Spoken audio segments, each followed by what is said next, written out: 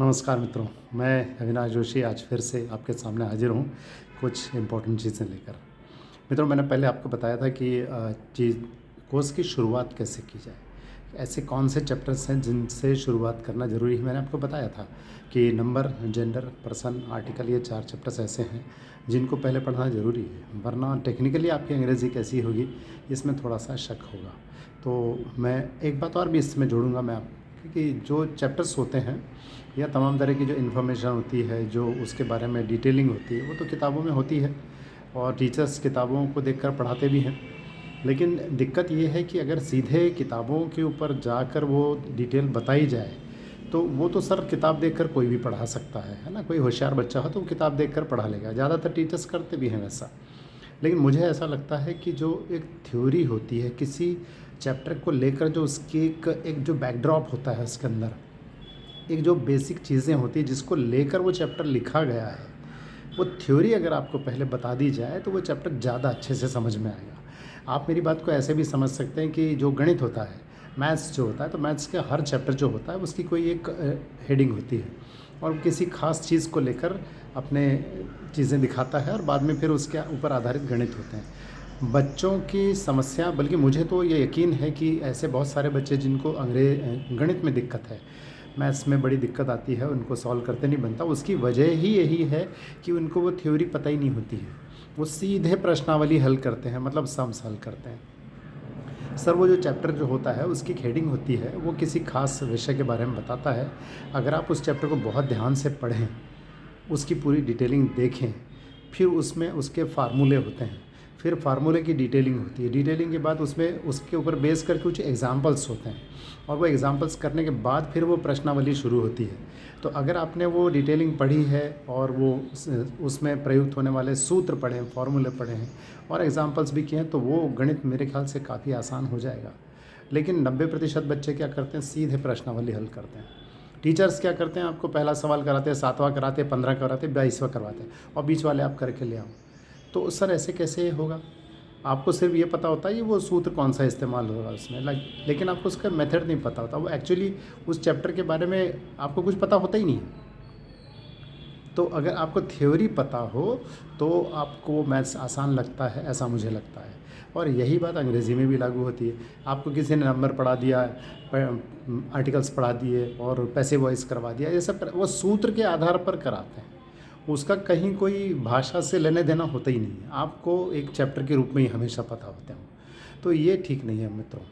तो जैसा मैंने आपसे कहा था कि चैप्टर्स जो है, अब मुझे लगता है आसान है। अच्छा, कोई भी किताब हो, मैं सिर्फ कोर्स की किताब की बात नहीं कर रहा हूँ आपके सामने, मैं तो कोई भी बात कर रहा हूँ। अगर धार्मिक किताबें भी हैं या भूगोल की है, हिस्ट्री की है, कोई भी चीज़ है, अगर वो किताबें आपने ऐसे ही पढ़ ली तो आपको पता नहीं कितना ज्ञान मिलने वाला है।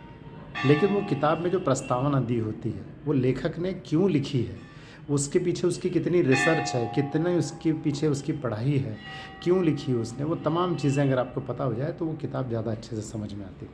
हमने रामायण के दोहे खूब पढ़े होंगे, हमको पता नहीं उसका अर्थ भी पता है कि नहीं पता है, क्या उसका जीवन में हमने अर्थ उतारना है और क्या उसका अनुसरण करना है। लेकिन अगर इसी जगह कोई कथावाचक बताता है, कोई ज्ञानी बताता है, जैसे बड़े-बड़े संत लोग जो होते हैं उनको बड़ी व्याख्या पता होती है उसकी, तो वो एक ही दोहे को आपको कई तरीके से बता सकते हैं। उसका जो गूढ़ अर्थ उसके अंदर है वो बता सकते हैं, तो तब वो समझ में आता है। वरना तो हमने रोज़ रामायण पढ़नी और रख देनी उठा के, तो हमारे जीवन में तो कोई परिवर्तन आया नहीं सर, है ना? तो वो जो थ्योरी बिहाइंड जो होती है वो बड़े काम की होती है। तो मुझे ऐसा लगता है कि चैप्टर तो आप समझ जाएँगे, आपने कहीं बहुत सारी किताबें हैं जो उसमें मिल जाएँगे आपको, लेकिन मैं आपको थ्योरी बताने वाला हूँ। थ्योरी बताऊँगा तब वो चैप्टर आपको समझ में, चैप्टर वाइज़ थ्योरी बताऊँगा मैं, बिल्कुल एक के बाद एक आने वाले वीडियोज़ में आपको बताऊँगा। अच्छा, हिंदी मीडियम वाले बच्चों के साथ एक बड़ी समस्या है सर। हिंदी भाषी जो बच्चे होते हैं वो, उनको पता है कि उसकी इम्पोर्टेंस क्या है अंग्रेज़ी की और आगे कितनी काम आनी है, सब कुछ ठीक है। लेकिन उनका अंग्रेज़ी कोचिंग क्लास में जाने का सीन वैसा ही होता है जैसे सुदामा जी का हुआ था।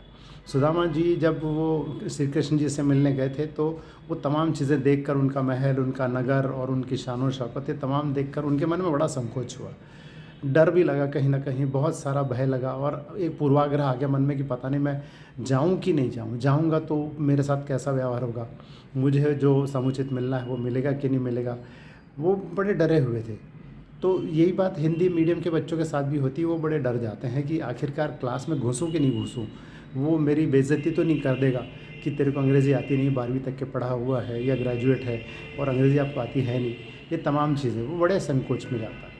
ये संकोच सर दूर होना चाहिए, तब हो जाएगा। अच्छा, संकोच की वजह भी है ना सर, जो पढ़ाने वाले होते हैं उनके सामने पूरी अंग्रेज़ी परोस देते हैं, धाएँ धाएँ धाएँ अंग्रेज़ी उनको ठोक देते हैं। अब बंदा जो होता है वो उससे इम्प्रेस हो जाता है ना। ऑनलाइन का तो इससे भी बुरा हाल है। ऑनलाइन में तो ये है सर, मैंने तो देखे हैं कुछ वीडियोज़, कुछ लोग हिंदी के ट्रांसलेशंस बताते थे अंग्रेज़ी में, कुछ लोग अंग्रेज़ी के ट्रांसलेशंस हिंदी में बता देते हैं, कुछ छोटे छोटे फ्रेजेस बताते हैं कि इसका अर्थ ये होता है, इसका अर्थ होता है, उसका अर्थ होता है, छोटे छोटे टुकड़ों के अर्थ बताते हैं। तो सर ये क्या अंग्रेज़ी है, ये लैंग्वेज है क्या?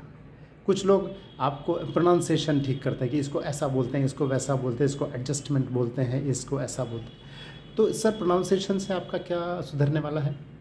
छोटे छोटे टुकड़ों के ट्रांसलेशन से आपका क्या होने वाला है?